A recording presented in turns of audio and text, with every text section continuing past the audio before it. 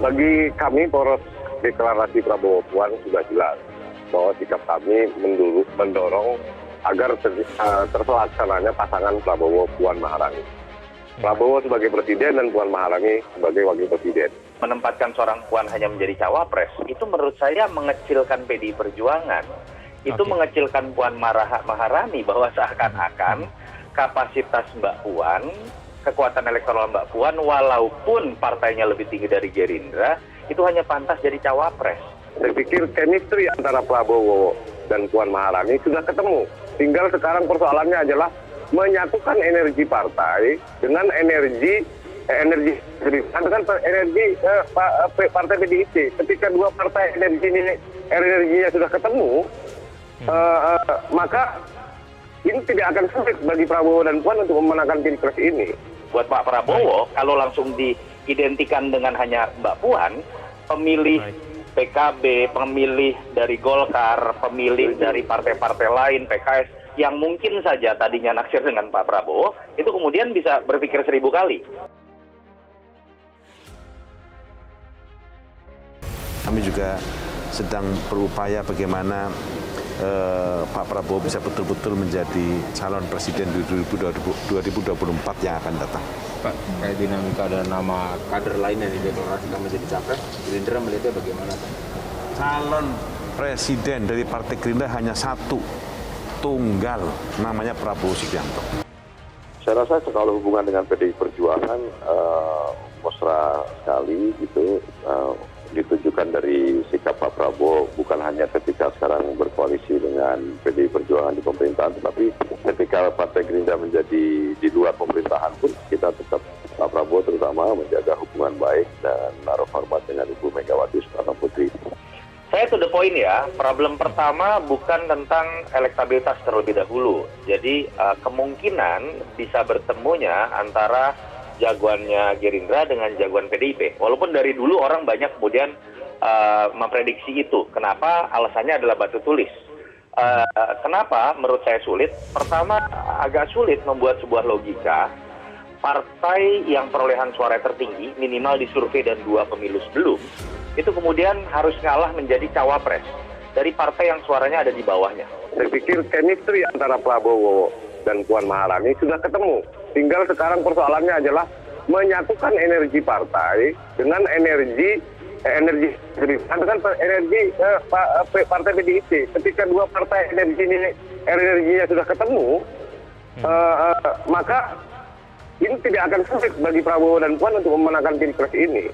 Mereka akan mencermati arus ya pendekatan dari partai ini akan terjadi split ticket voting. 2 pendekatan pertama adalah selera elit. Mereka akan mengusung sesuai dengan selera mereka, tetapi jangan lupa pada injury time last minute mereka juga punya mempertimbangkan yang namanya selera publik akar rumput. Nah, pergolakan itu bakal terjadi. Di injury time mereka biasanya elit itu menyerah tanpa syarat ketika melihat tren elektabilitas itu lebih tinggi, sehingga menjadi keynote-nya adalah elektabilitas menjadi kata kunci penting.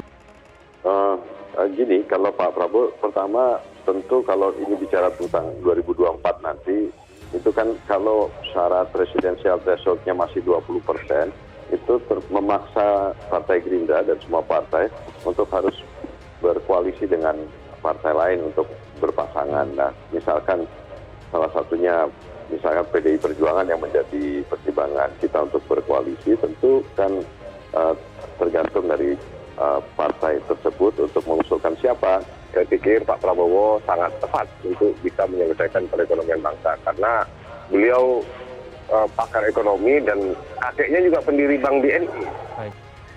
Saya pikir Puan itu adalah sosok founding father yang penerus founding father. Dia adalah tokoh pendiri bangsa, cucu dari tokoh pendiri bangsa. Beliau sudah sangat berpengalaman, sudah pernah menjadi anggota DPR, sudah pernah menjadi PMK ya, dan sekarang sedang menjadi ketua DPR.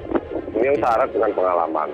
Kalau persoalan nasionalisme tidak bisa dipertanyakan lagi. Beliau sangat nasionalis. Mohon maaf, hitung-hitungan saya dengan deklarasi yang terlalu dini untuk pasangan dari dua partai terbesar ini malah kemudian berpotensi mengecilkan keduanya juga. Buat Pak Prabowo, kalau langsung diidentikan dengan hanya Mbak Puan, pemilih PKB, pemilih dari Golkar, pemilih dari partai-partai lain, PKS, yang mungkin saja tadinya naksir dengan Pak Prabowo, itu kemudian bisa berpikir 1000 kali.